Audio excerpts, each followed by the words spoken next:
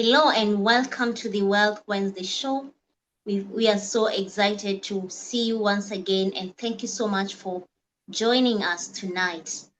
Um, as always, this is a show where we get to discuss various money topics with fellow experts so that they can share with us their insights as well as get to discuss the hard questions that not many people want to talk about.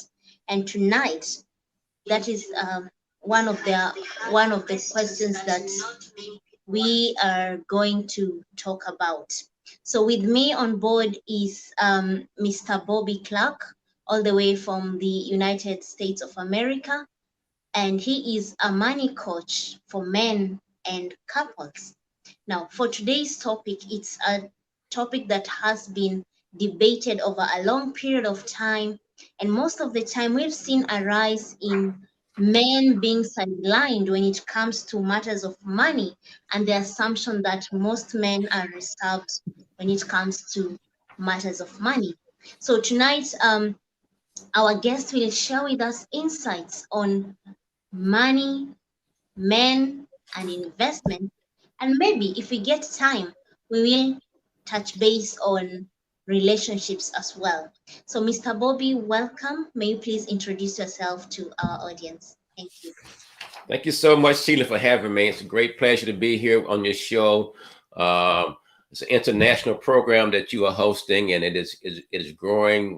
We watch you in the U.S. We've seen some of your episodes over here, so that's really great. And I'm so happy to see the great work that you are doing in educating people around the globe because it is needed. And just happy to be here to help you get the word out and talk with you and your audience, and maybe I can say a few things that will help them meet their financial challenges.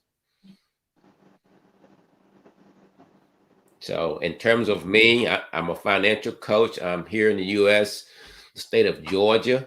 I'm the founder of Clark on Money Financial Services.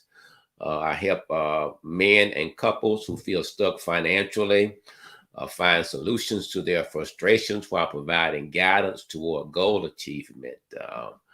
I am a certified financial coach, educator, and I'm also a member of the Association of Financial Counseling and Planning Organization here in the U.S. is a well-respected organization for coaches. This organization believes in a future where all people, regardless of income or background, are empowered to achieve lasting financial counseling, coaching, and education. I'm also a member of international organization called Coach Connection. Coach Connections is a group of coaches, international coaches from the U.S., Australia, and other countries that come together on a regular basis to innovate, implement, and share coaching knowledge and tools so that we can build our businesses and also help people to achieve their goals by helping ourselves to be better coaches. Last year, I received the designation for the Global Presence Ambassador Award for my contributions to the financial literacy space. I really appreciate that. A lot of times, it was unexpected, but just by doing my work and helping people, I was recognized for that. I've also been on several podcasts, and I enjoy that, talking with the host about personal finance and the mental aspect of personal finance. And as a side note, I've been married for 46 years. I have 2 kids and 7 grands, and I enjoy gardening and reading and traveling. So that's just a little bit about me. That's not little bit, that's profound. That's profound. And first off, let me congratulate you for being nominated as the for your nomination, and for being applauded and recognized for the work you do globally. And as well, I would take this opportunity to thank you for being married for 46 years. There's so much to learn from you, especially for us, the young people, because there are so many dimensions that involve money and marriage, which we need to get to know some of the tips from people like you who've been there and done that. Well, I'm excited to share, but I'm also excited to work with young people because you guys bring so much energy and knowledge to the table, and this energy just is it's contagious, and it just keeps me going. When I get up in the morning, I just enjoy talking to people, young people on social media, and learning about. They're teaching me how to incorporate social media into my business where I can have a larger reach or global presence. And it's just exciting to be able to do this. Absolutely. And it's like connecting two generations together to bring one common thing, which I must agree it is an awesome experience for you as well as for the young people that you work with. So we will go right away. We've had this myth or ideology that, men are reserved when it comes to matters of finances. They rarely talk about money, or if they talk about money, it's only to a group of fellow men, but they are not vulnerable at all. So, what does money mean to a man? Well, that's a great question, Sheila, because it's in depth, but on the surface, uh, I go with society tells men that money means power and control.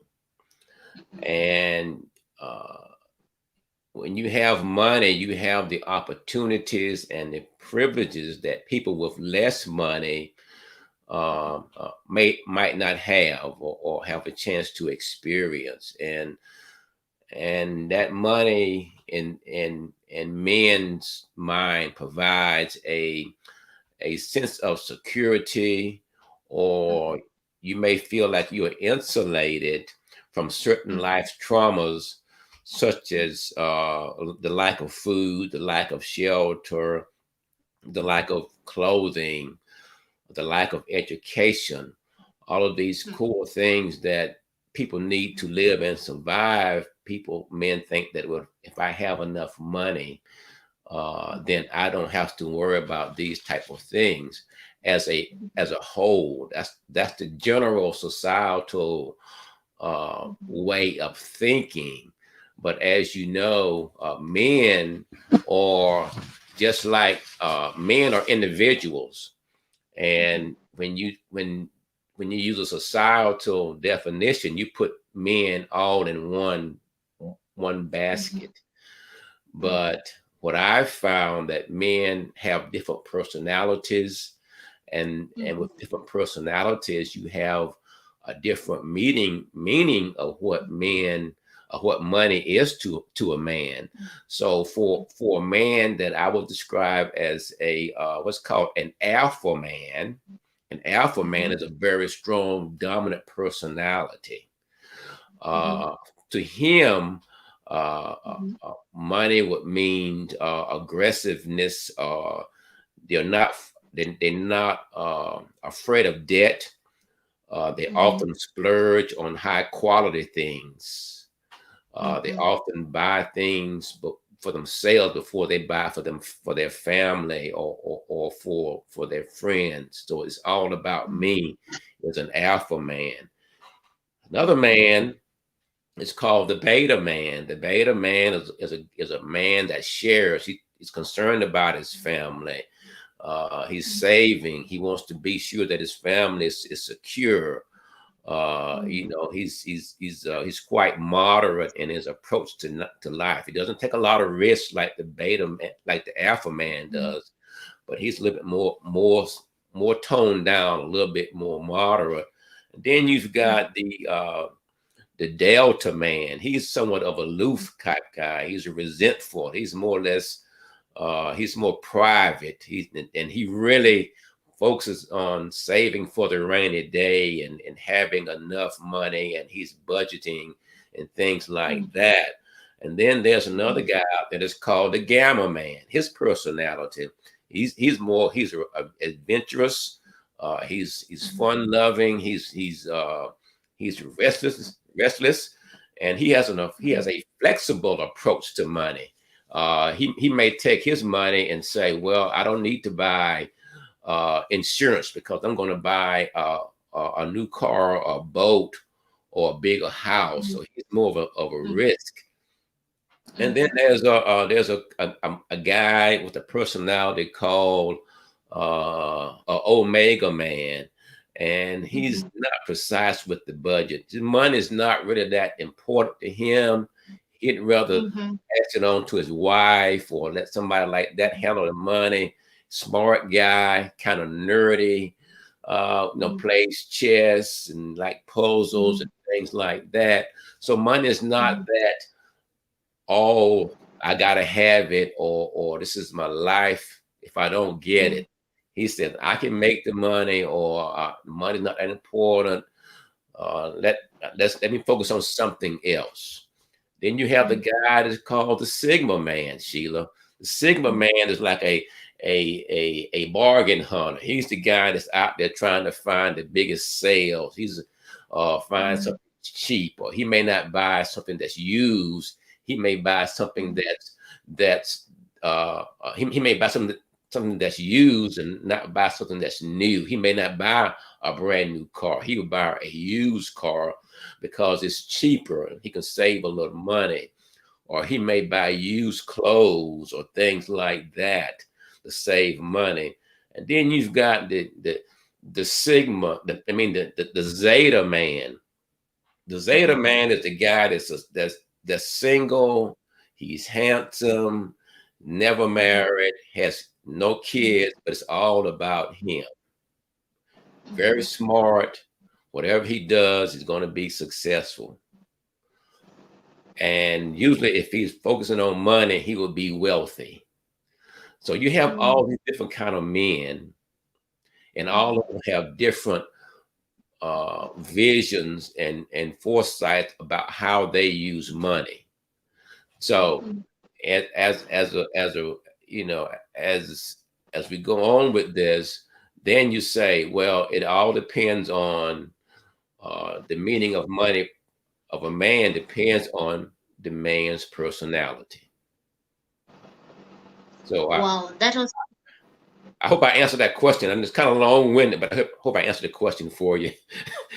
you perfectly answered it, and I believe our audience has gained a lot by finding out there are different kinds of personalities when it comes to money and men.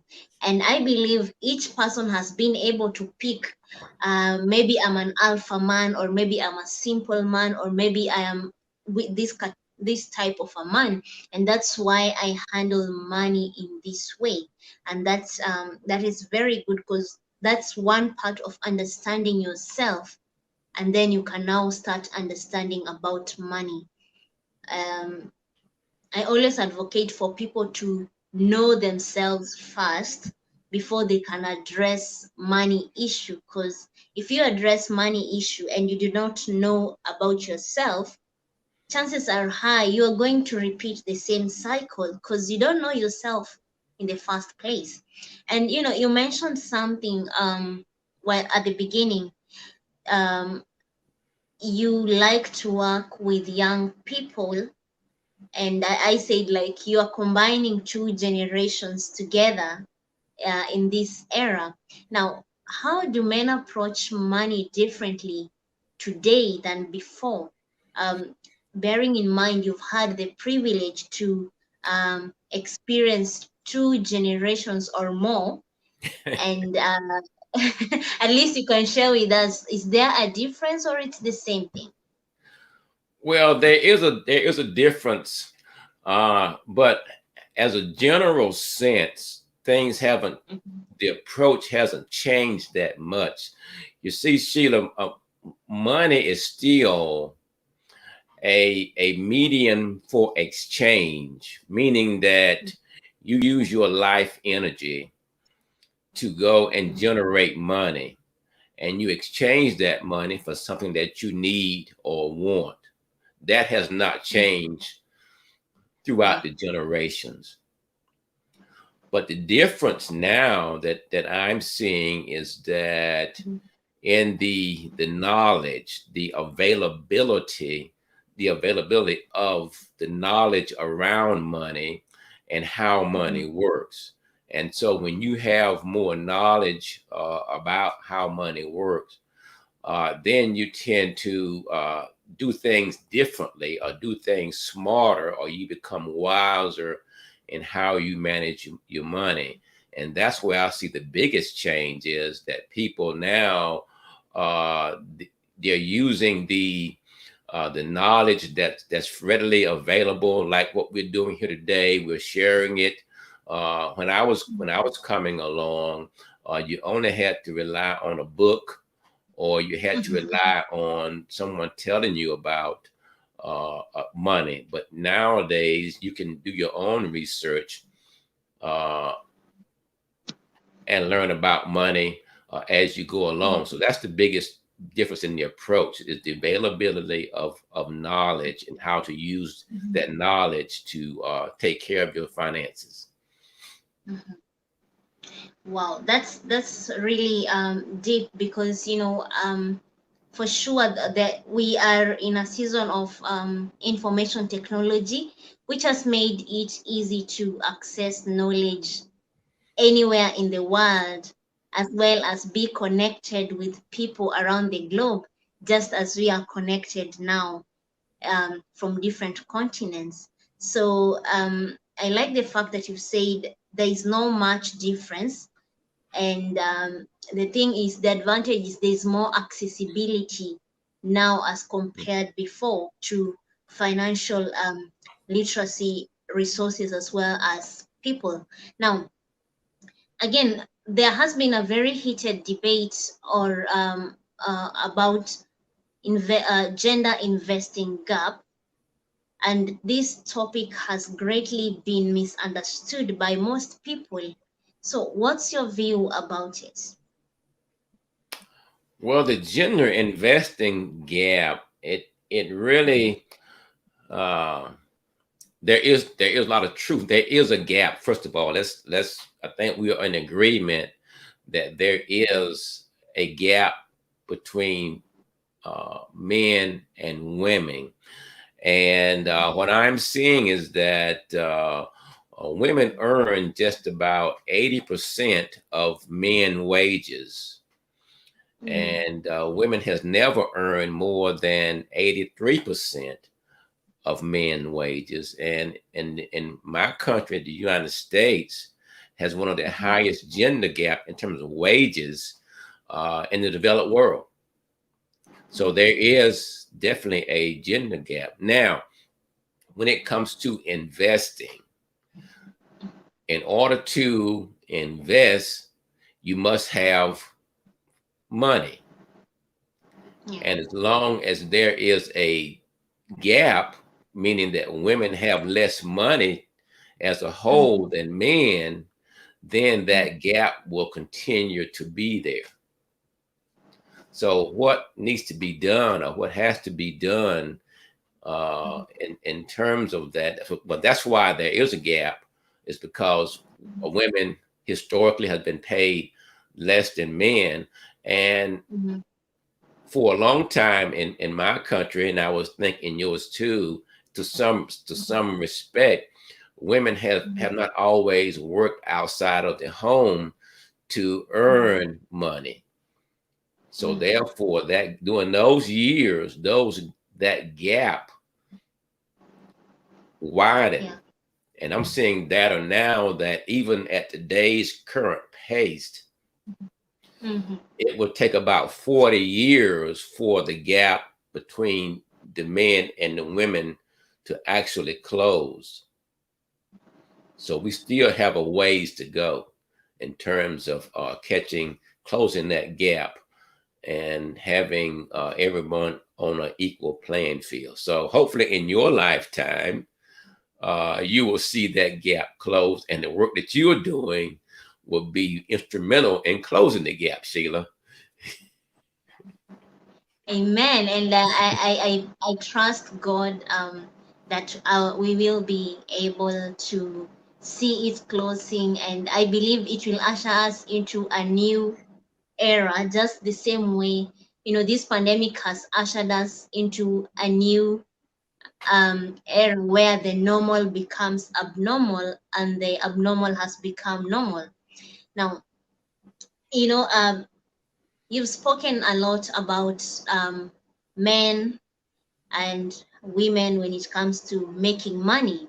Now, as a financial coach, I believe what we are always advocating is once you make money, that's just a means to an end. You don't stop there. You have to either save with a goal or invest it. Now, in your own terms or from your own perspective, do women win at investing, or is it the men who win when it comes to investing? That's a great question, and it's an interesting question because I think that if you would ask men, they would say that they would win when it comes to investing. And if you ask women, they would probably say that they are the better investors.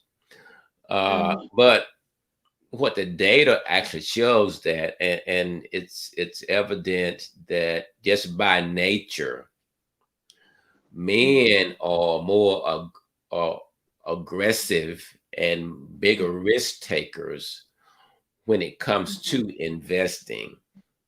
And mhm, men enjoy the competition, mhm, the competitiveness of trying to beat the market. mm, Men enjoy having the bragging rights of having better returns than the market, and they're mm, out there taking a lot more risk in order to achieve that. Well, to be honest and to report what the data says, well, guys, guess what? You're not as mm, good as you think you are because the ladies are really better investors than you are over time. The mm, ladies have a better return simply because the ladies take less risk. They are more they are more patient. mm, They're in it for the long term. They're not trying to make a ton of money real quickly. So that approach is more successful than the approach that the men use. So to answer your question, uh, women tend to win more over time than men do. Wow, I like the fact that you touch based on the aspect of risk when it comes to investing, and I totally agree with you. Um, Most men are risk takers, and being risk takers, they prefer investing in high risk tools that but the thing is they don't invest for a long term. They most of the time do it for a short term. So you find, and I think that's why the recent data shows that women are better at investing because of the time period. So for a man, he's likely to lose the same amount of capital invested as compared to a woman, because a man will go for a high risk and short term. They need to, brag like I made money in 2 weeks time. But a woman will look at it from an angle of um, what will happen after maybe 10 years. I Mhm. want to know if the money will be doubled. They don't consider the short term. Now, Yeah. and Well, you have to, it's, let me say this. You have to mhm, look at the depth. You're talking about investing mm, versus trading. mhm, There's a difference. mhm, Trading or traders are mm, for short term. mm, Uh, yeah, investing is long term. Having your money invested mm, in the stock market. So mm, a lot of men do a lot of the trading. Not women do trading also now that they're in the workforce and they have the financial means to do it. But mm, overall, men tend to favor that excitement of that risk and that adrenaline push from the day to mm. day of watching that stock market go up or down around the world, and that's what they enjoy doing. But in terms of investing over the long Mm, haul, women tend to. The data shows that women mm. tend to do better. Absolutely. And this leads me to, the topic of the day, money, men, and investments. What are the smart investments that every man should make, and strategies they need to put into consideration? Bearing in mind, you've been in the field where you coach men more when it comes to matters of money. So, what would you tell that gentleman who is watching us, um, the smart investments that they should be making and the strategies they need to put to keep in mind? That's a good question. And that strategy, any strategy, I think, first starts with knowledge. If you're going to invest, the first thing you should do is invest in yourself. When you do that, you gain more knowledge around any subject matter. It reduces your anxiety and your fear to get involved in it because now you have the knowledge to understand how it works. So you want to invest in yourself to learn. If you're going to do investing or whatever you're going to do, invest in the knowledge, get the knowledge, read the books, take the classes or whatever you need to do Mm, uh, to expand your intellect around that subject matter, and then you can mm, proceed in there with a increased likelihood of being successful. mm.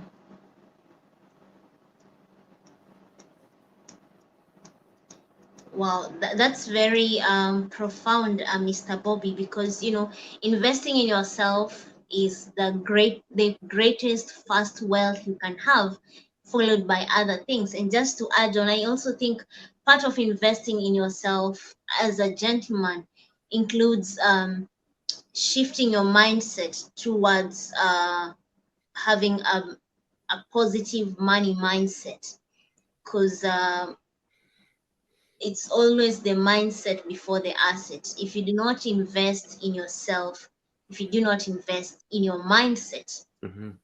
you may acquire the assets, but they will leave you uh, within a span of time. Now, we've seen quite a number of people thinking, with the current economy, where money is a very important commodity or tool, but it's becoming scarce as we get more calamities like the pandemic, and means of making income is being reduced by the day, and this has affected relationships as well as marriages. Do you think money determines the identity of a man, or the position of a man in a relationship or marriage? Well, money has a role in that relationship, in a couple's relationship, because money is tied to everything uh, that we do, no matter what it is. You can't do a whole lot without money. And so money is very important. And here in the U.S., Mhm, money is one of the leading causes of divorce here. So yeah, it's important, but what's more important is your identity within the relationship, and your identity, Sheila, is determined by your values. What do you believe? And your level of respect for your spouse. That's where your identity really your values, your accountability, the balance that you have with your partner, the compassion to understand and to love and to care, the discipline to within the relationship to carry out what you say you're going to do, the empathy, that has that's in the relationship, the faith that your faith that's going to guide you and your spouse through good times and through bad times. Your generosity. How do you share what you have, what you've been blessed with? Do you share that? How do you share that? Your honesty. Are you truthful? Are you transparent? Uh, your intellect, and even the joy that comes from you that resonates throughout your family. All of these things. That's where your identity is. Money is on the sidelines when it comes to your values about your life and how you want to live your life with someone else.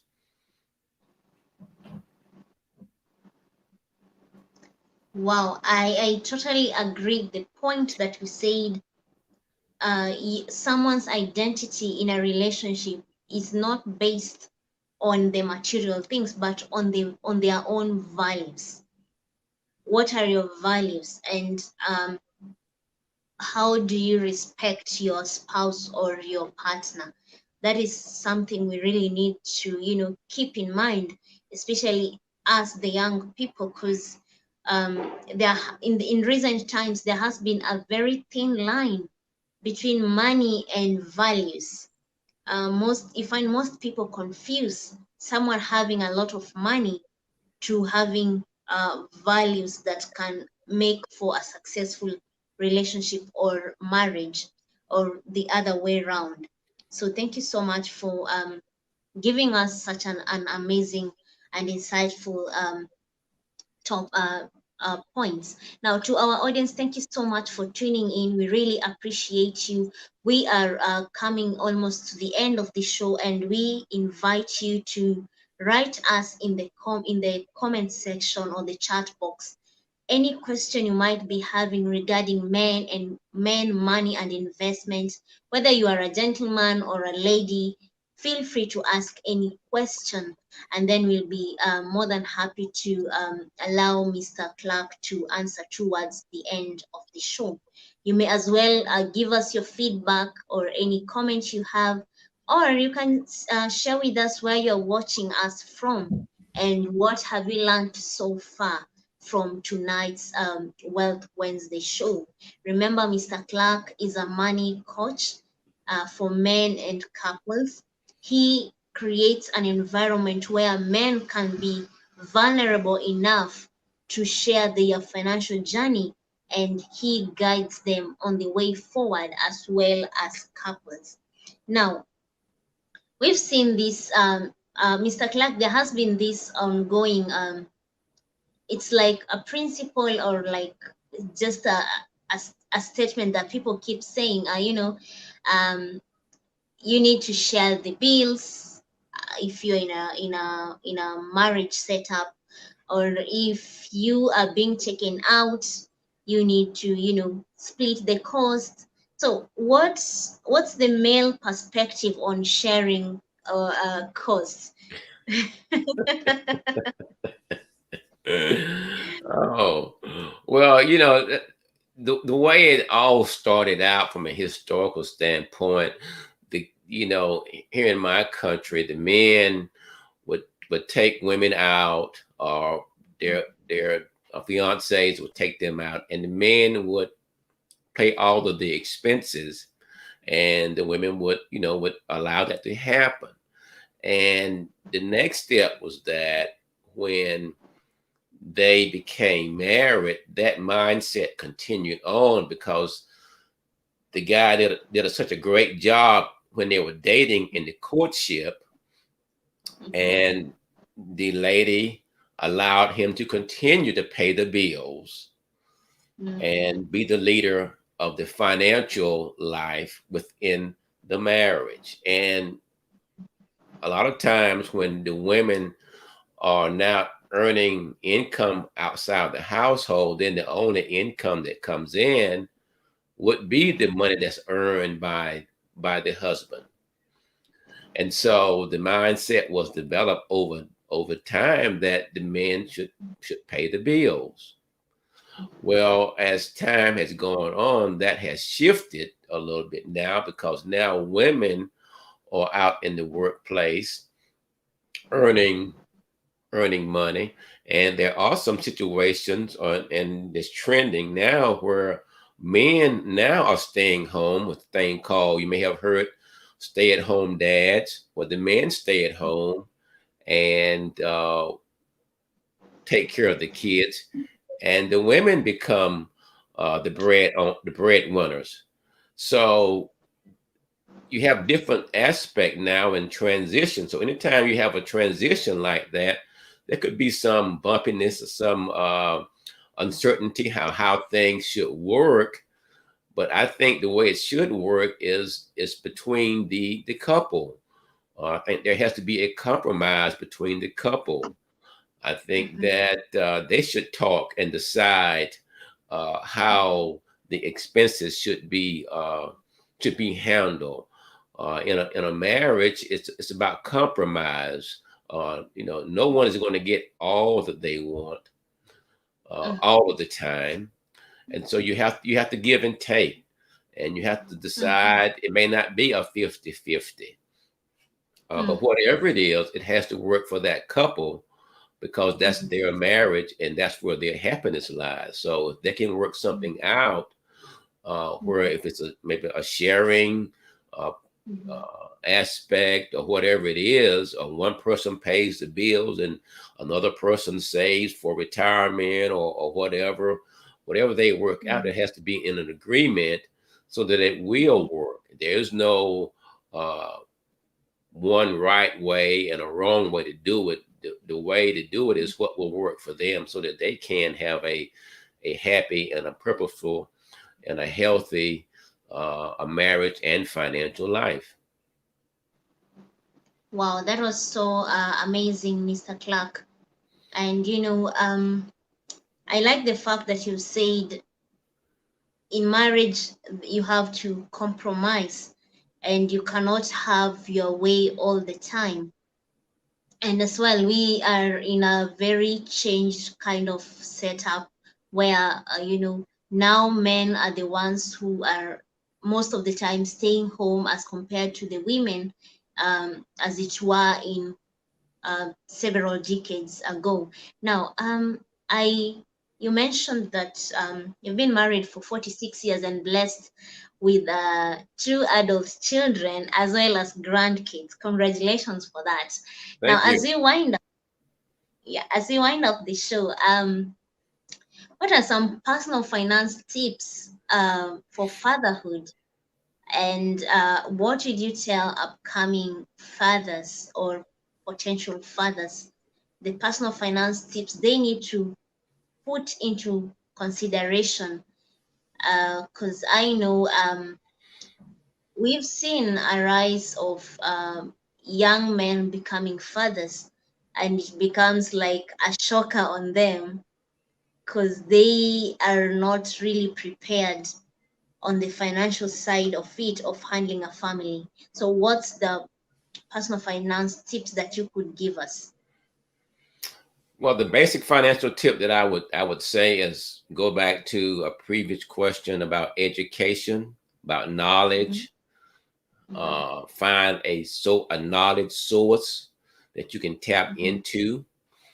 mhm, to gain the knowledge that you need to manage your money and learn how to manage your money in a way that you don't have to go in debt or you don't have to borrow a lot of money and things like that. But alongside that, as you are acquiring your knowledge, one of the goals that I would suggest that any family have is to mhm, build is to build generational wealth. mhm, Generational wealth breaks mhm. the chains of poverty, Yeah. and generational wealth Mm, outlives you. And mm, while you are going through that process of building generational wealth, it takes mhm, the focus off of you because it's not about you. It's about the generation that's coming after you. It's about those kids mm, that you're taking care of. It's about those mhm, grandkids that you're going to have down the mhm, road.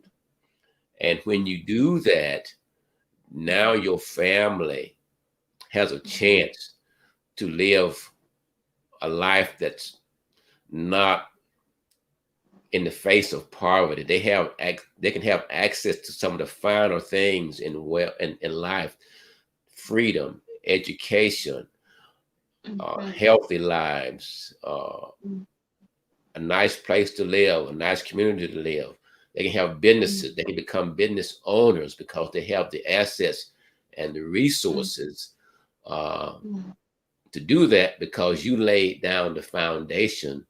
And when you lay down the mm, foundation, you also teach your kids how to do the mhm, same thing. So they will repeat that process, and it's just a mm, win-win for your entire family eventually if you start laying down that foundation and have the goal of building mhm, generational wealth.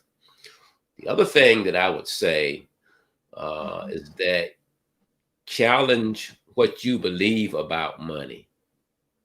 mhm, A lot of times we get comfortable in what we believe and we spend more time trying to verify what we believe and find someone who is in agreement to what we believe.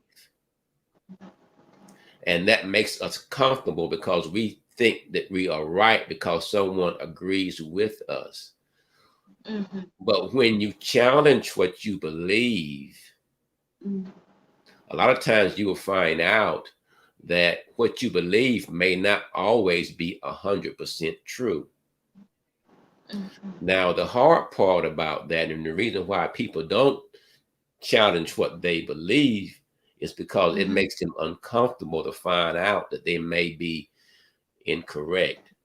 And to mhm, change your beliefs and your habits, it becomes emotional and it becomes hard to do. So we mm, don't do that. We don't challenge what we believe. But in order for us to be the most that we can be, we have to mhm, challenge our beliefs so that we can get better. We have to feel uncomfortable and learn and find out, is what I believe, is it true about money or about life or about mm, someone else? So build generational wealth as a mhm. goal and challenge your beliefs so that you can always be improving and getting better. Wow, that is so amazing. I have learned a lot from this conversation we've just had. And I think a key takeaway is build generational wealth and, challenge what your belief system. And I love the fact that you mentioned you need, as a young person, you need to focus on building something that will outlive you. Don't die and everything goes with you. There has leave a legacy, and not a bad legacy, but a legacy that even the generations to come will always refer and celebrate you for that. So, Mr. Clark, thank you so much for being with us. We are coming to the end of the show. I have learned quite a number of things, and I believe our audience has also learned a lot. Now, as we wind up this show, what is your um, favorite money quote that you'd like to share with us? Well, my favorite money quote, I would think, is I learned it from a very, very wealthy man in here in the U.S. Mhm, And he talks about investing. And mhm, he says, when you invest, mhm, buy the whole haystack. And mhm. that way, if you are looking for the needle, it's in Mhm. the haystack. What that means is when you invest, don't always look for a stock that's going to make you rich. You just buy the entire market and you will have that stock. Wow, So, I like that quote, and it's food for thought, especially for us and for many people who are looking into investing, because currently it's like investing has become the in thing everywhere on social media, and there is this desire or hype of people wanting to make their money grow in a very easy or simple way. So, if someone wants to contact you or reach out to you, maybe the gentlemen that are watching us and the couples that are watching us, or just a lady who would want to know more about, money or financial coaching, um, where would they get you? And what are your contacts that you'd want people to reach out to you? my website is clarkonmoney.com. I'm on LinkedIn as clarkonmoney.com. I'm on Instagram TV as Mhm, clarkonmoney.com. You can find me at those places. I offer a free assessment to anyone who wants to learn about coaching, learn about mhm, me, learn about, ask any questions that you may have, and I will share with you the process of my coaching and my philosophy. And you can mhm, decide if you want to work with me. So that's mhm, free. There's no charge for that. mhm, And just contact me or follow me. You can follow me on mhm, LinkedIn or you can follow mhm, me on Instagram. mhm. Wow. Thank you so much for sharing your contact details. And to our audience, please follow him on Instagram as well as LinkedIn. He always has great content. I've been following and watching most of his content, and I can guarantee you will benefit and be transformed financially. So until then, we come to the end of this show, and we'd like to thank you for watching us, and to those that will watch us later. We love reading your comments, so feel free to write down there, and we'll be more than happy to read and revert back. Now, Mr. Clark, thank you so much for coming through tonight, and we believe we will get another chance to have you once again so that we can discuss more deeper topics regarding money, men, and money and relationships, and get to talk more about it at a later stage. So until then, we'll see you next time, and remember to subscribe and turn on notification, and check us out on our social media pages: Financial Wellness Center on Instagram, LinkedIn, and Facebook. Thank you very much, and stay safe. Bye.